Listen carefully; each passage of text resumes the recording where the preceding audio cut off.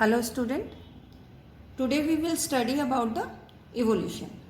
Evolution is the chapter 7th of unit, you can say second of the 12th class, or it is considered as the 7th unit, है ना. 7th unit क्या है बेटा? 7th unit है हम लोगों की genetics and evolution. When we started genetics at that time only, when the very first big video of this genetics, I told you that genetics has been studied under 3 main topic. 3 main topics में हम लोगों को genetics पढ़ना था बेटा. First is called as transmission genetics. Transmission genetics में हम लोगों ने ये पढ़ा था बेटा कि how the characters are transmitted from parents to offsprings. Parents से ऑफस्प्रिंग में कैरेक्टर्स का कैसे ट्रांसमिशन होता है. सेकेंड था that is called as molecular genetics. And molecular genetics में हम लोगों ने पढ़ा बेटा molecular basis of inheritance. Now third is consider as population genetics.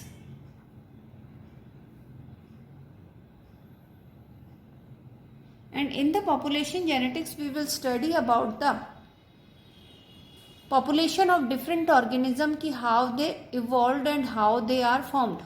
So it means it is related with the natural selection. So it means it is related with the evolution. That's why the evolution is the part of this unit that is called as genetics and evolution. Now, whenever we talk about the evolution, the very first thing which comes in our mind, सबसे पहली चीज हमारे mind में जो आता है वो आता है कि what is evolution. सबसे फर्स्ट चीज कि evolution है क्या. तो what is evolution, तो सिंपली हम कहते हैं कि we can see various flora and fauna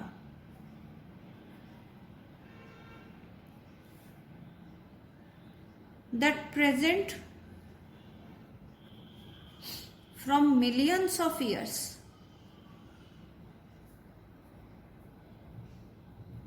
on the earth,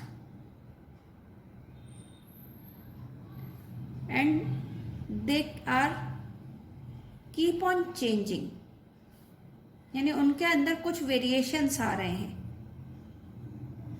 and those variations results into the evolution. Now, in this chapter, first we have to study about the evolution of the earth. तो हम लोग बेटा origin of life, जो term हम use करते हैं origin of life, तो अगर हमें origin of life पढ़ना है तो उससे पहले हमें क्या पढ़ना पड़ेगा? evolution of earth, evolution of stars, कि अर्थ कैसे आए, स्टार्स कैसे आए, और itself how the universe is formed, that we have to study. Now अभी तक बेटा इवोल्यूशन से रिलेटेड और ओरिजिन ऑफ लाइफ और ओरिजिन ऑफ अर्थ से related various theories has been given, और उन थ्योरीज के बेसिस पर it is not proven, experimentally proven नहीं है बेटा. Only thing is that they have given the hypothesis. क्या दे रखा है उन लोगों ने? हाइपोथेसिस दे रखा है कि हाइपोथेसिस है कि how the life originated, but it is not proven. Okay, तो सबसे पहले हम लोग लेते हैं ओरिजिन ऑफ लाइफ में. तो द वेरी फर्स्ट क्वेश्चन जो आता है एनसीईआरटी बुक में ये आता है कि when we look at the star, when we look at the stars, we are looking in the past. How? Simple question है कि जब हम स्टार्स की तरफ देख रहे हैं तो इसका मतलब हम लोग पास्ट में देख रहे हैं. कैसे? तो मेन थिंग इज दैट कि इसका आंसर हमें किस तरह से देना है. तो उसके लिए आपको ये पता है बेटा कि जो स्टार्स से लाइट एमिट हो रही है दैट इज ट्रेवलिंग, और आपको पता है जो लाइट ट्रेवल होती है दैट जो लाइट की स्पीड होती है दैट इज 3 × 10⁻⁸ मीटर पर सेकेंड। बट स्टिल जैसे हम कहते हैं कि the light of the sun it takes total 8 minute to reach on the earth, यानी कि अर्थ पर सन की लाइट पहुंचने में टोटल 8 मिनट्स लगते हैं बेटा।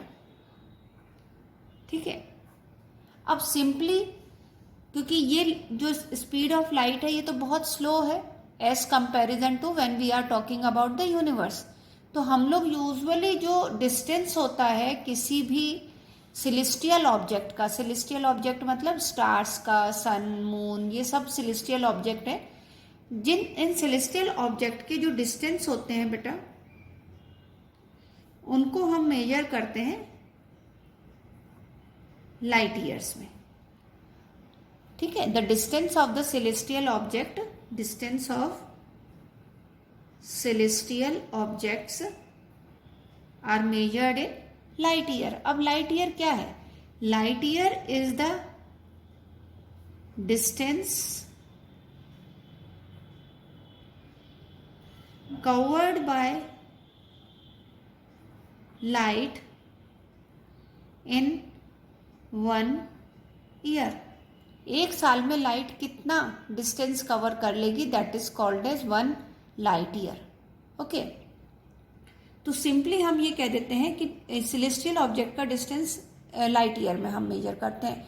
And these stars, some of the stars they are so far from us, वो हमसे इतना दूर है कि उनकी जो लाइट एमिट हुई थी, जैसे जो हम अगर किसी ऑब्जेक्ट का, किसी स्टार की लाइट हमें दिखाई दे रही है, वो आज हमें नहीं, कई बार कहते हैं ना न्यू स्टार डिस्कवर हुआ। अब न्यू स्टार डिस्कवर हुआ यानी कि वो न्यू स्टार की रोशनी हमें दिखाई दी, वो नया स्टार हमें फर्स्ट टाइम दिखाई दिया। अब वो फर्स्ट टाइम दिखाई दिया है, हो सकता है कि ऐसा तो नहीं कि वो अभी अभी क्रिएट हुआ हो और हमें इमीडिएटली दिखाई देगा। ये कोई घर का लाइट बल्ब तो है नहीं कि हमने स्विच ऑन किया and we are able to see it. No, ये स्टार्स की रोशनी मिलियंस ऑफ ईयर्स से चल रही होगी बेटा, and from the very long time they are passing through the universe and ultimately now it is reaching to the earth।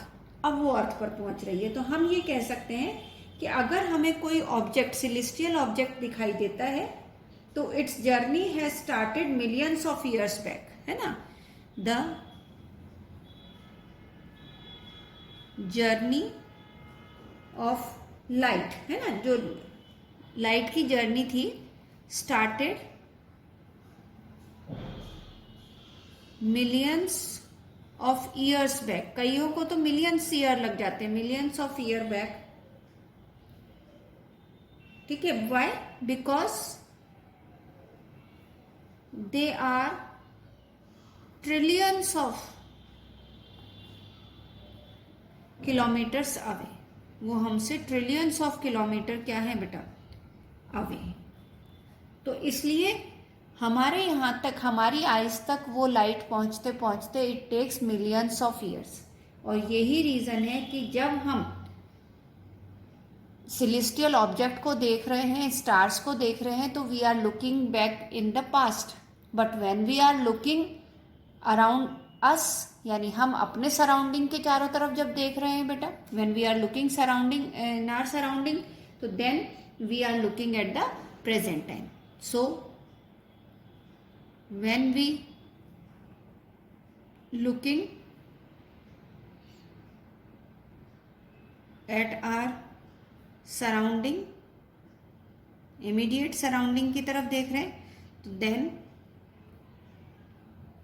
we are looking in the present। तो हम किस में देख रहे हैं बेटा, प्रेजेंट में देख रहे हैं। तो सिंपली ये क्वेश्चन आ जाता है कि जब हम स्टार्स की तरफ देख रहे हैं तो we are looking in the past how. तो आपको ये इसमें सिंपली क्या लिखना है, सबसे फर्स्ट पॉइंट आपको लिखना है that as the stars are trillions of kilometres away. पहला point, the stars are trillions of kilometres away. Second thing, so the light start traveling from those stars may take millions of years to reach our eyes. यानी वो journey तो millions of years पहले चालू हो गई थी और वो आज हमारी आईज में अगर पहुंच रही है तो इसका मतलब जो लाइट हमारी आंखों में पहुंच रही है वो मिलियंस ऑफ ईयर्स पहले की चली हुई है. इट मीन्स हम लोग किस में देख रहे हैं बेटा? पास्ट में देख रहे हैं.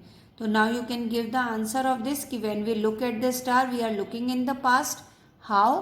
तो simply what you have to answer? You have to answer कि as these stars are trillions of kilometers away, so the light emitted by these stars may take millions of years to travel and reaches to our eyes. So when we see them, we are looking in the past. But when we are looking at the immediate surrounding, हम अपने immediate surrounding की तरफ देखते हैं तो we are looking in the present. तो यानी simultaneously एक ही जगह पर खड़े होते हुए हम दो सिचुएशन में देख पा रहे हैं. One is the present and second is the past. Immediately surrounding में देख रहे हो तो you are looking at the present, और if you are looking towards the star तो it means you are looking towards the past. Okay, now it is clear. Okay, now we come on to that कि अगर हम ये लें कि अगर origin of life हुआ है तो उसमें ये कहें कि it is a unique event in the history of universe. तो हम ये कहें origin of life is the unique feature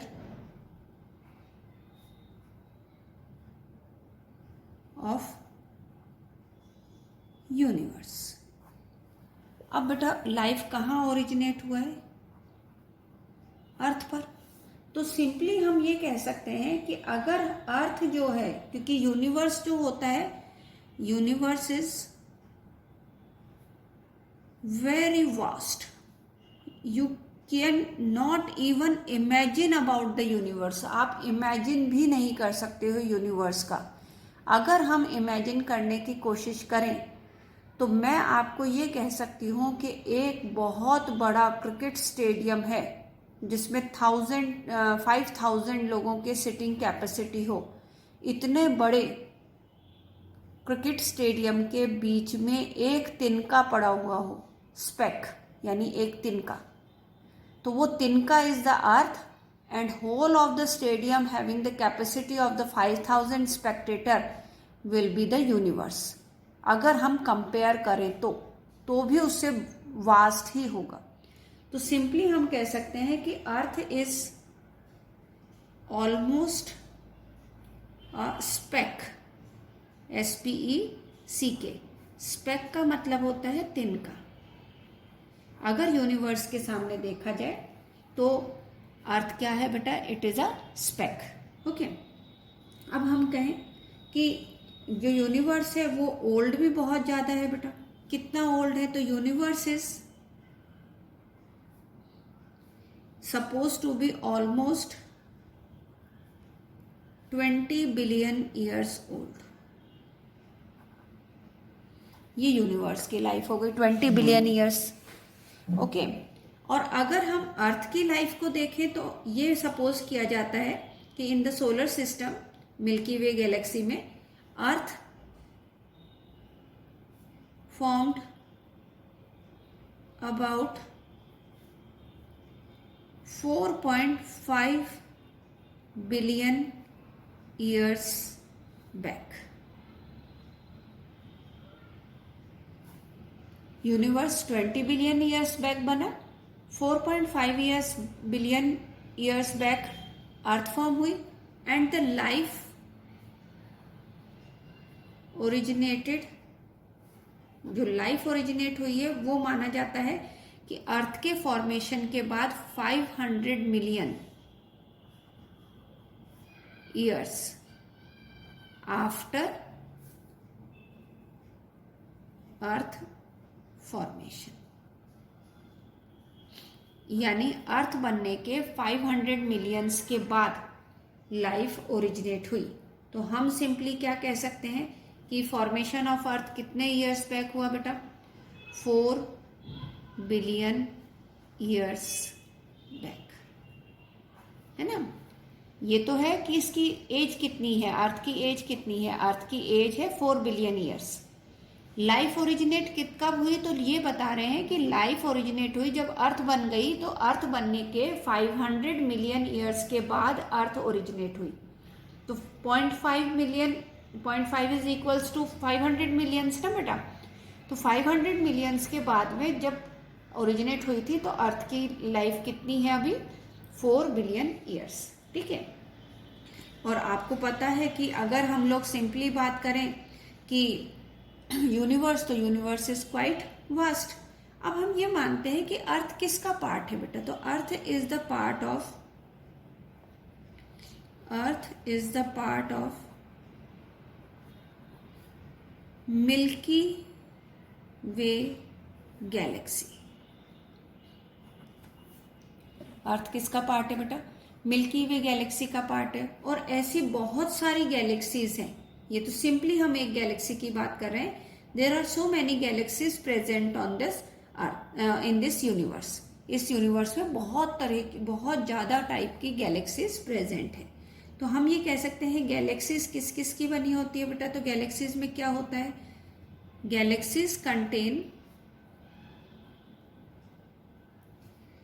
stars, clouds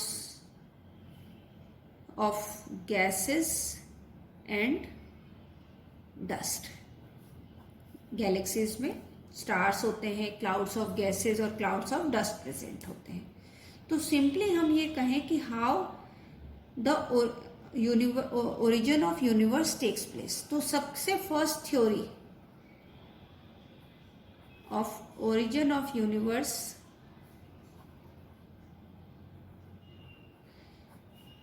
जो दी गई थी बेटा, वो दी गई थी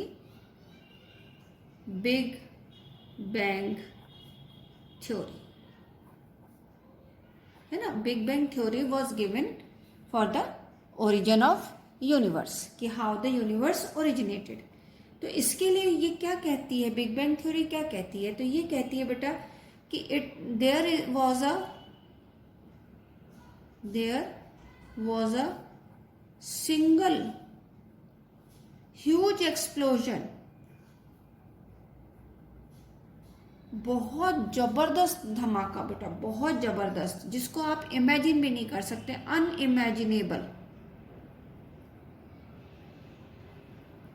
a huge, single huge explosion which is unimaginable, किस टर्म में, इन फिजिकल टर्म।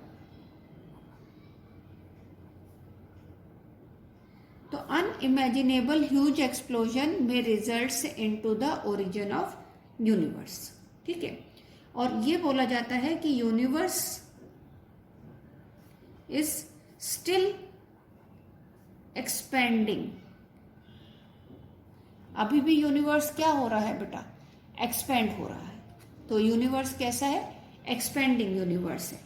और इसीलिए जब एक्सपेंड होती है कोई चीज, तो उसका टेम्परेचर क्या हो जाता है, कूल डाउन हो जाता है, क्या टेम्परेचर कम हो जाता है। तो एक बहुत जबरदस्त धमाका हुआ बेटा, धमाका होएगा तो नेचुरली अनइमेजिनेबल है in term of physical, in imagine अगर हम करें फिजिकल टर्म में अनइमेजिनेबल है। तो वो धमाका होने से बहुत हीट प्रोड्यूस हुई, लेकिन स्लोली स्लोली वो हीट रिड्यूस होने लगे। क्यों, क्योंकि यूनिवर्स इज एक्सपेंडिंग। आप लोगों ने फिजिक्स में पढ़ा होगा कि गैसेस को जब आप एक्सपेंड करते हो तो टेम्परेचर लोड होता है, कम्स डाउन। तो जब यूनिवर्स एक्सपेंड कर रहा है तो as a result temperature comes down. जब टेम्परेचर डाउन आया बेटा, तो उसकी वजह से helium and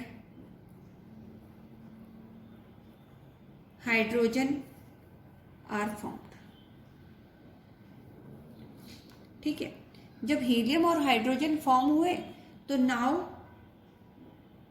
these gases condensed, ये गैसेस कंडेंस होने लगी किसके फोर्स में, अंडर ग्रेविटेशन। ग्रेविटेशन क्या, फोर्स क्या होता है बेटा? कोई भी दो ऑब्जेक्ट एक दूसरे को अट्रैक्ट करती है, ये आप लोगों ने फिजिक्स में 11th क्लास में पढ़ा होगा. Which is direct, the force which is by the force which is directly proportional to the mass of the objects and inversely proportional to the square of the distance present between them, वो कहलाता है gravitational force. तो under the gravitation this gases क्या हो गई बेटा? Condense हो गई. और कंडेंस होने की वजह से now the present day galaxies are formed. जो प्रेजेंट डे गैलेक्सीज हैं वो फॉर्म हुई, ठीक है, बिग बैंग से. अब हम ये कह सकते हैं कि अर्थ का मैंने बताया कितने ईयर्स बैक बनी है बेटा? अर्थ बनी है 4.5 बिलियन ईयर्स बैक. और अर्थ बनने के 500 मिलियन ईयर्स के बाद अर्थ पर क्या ओरिजिनेट हुई? लाइफ ओरिजिनेट हुई. और जब लाइफ ओरिजिनेट हुई तो यानी लाइफ, अर्थ पर लाइफ कितने ईयर्स से है बेटा? 4 बिलियन ईयर्स से अर्थ पर लाइफ प्रेजेंट है. अब सिंपली हम लोग ये देखें कि अर्ली अर्थ पर तो एटमॉस्फेयर ही नहीं था बेटा. तो हम कह सकते हैं there was no atmosphere on the early earth. तो simply what I can right,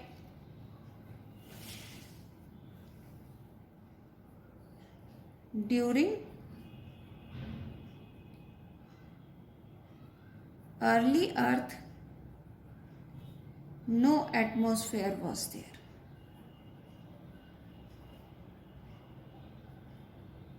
कोई एटमॉस्फेयर नहीं था. तो अब ये एटमॉस्फेयर बना कैसे बेटा, है ना? तो क्या हुआ उस टाइम में बेटा? क्या क्या चीजें प्रेजेंट थी? Water vapour, methane, carbon dioxide. Carbon dioxide present थी, मीथेन था बेटा, ठीक है, वाटर वेपर प्रेजेंट थे. ये सारे, इसके अलावा अमोनिया, ये सब किससे रिलीज हुए? They all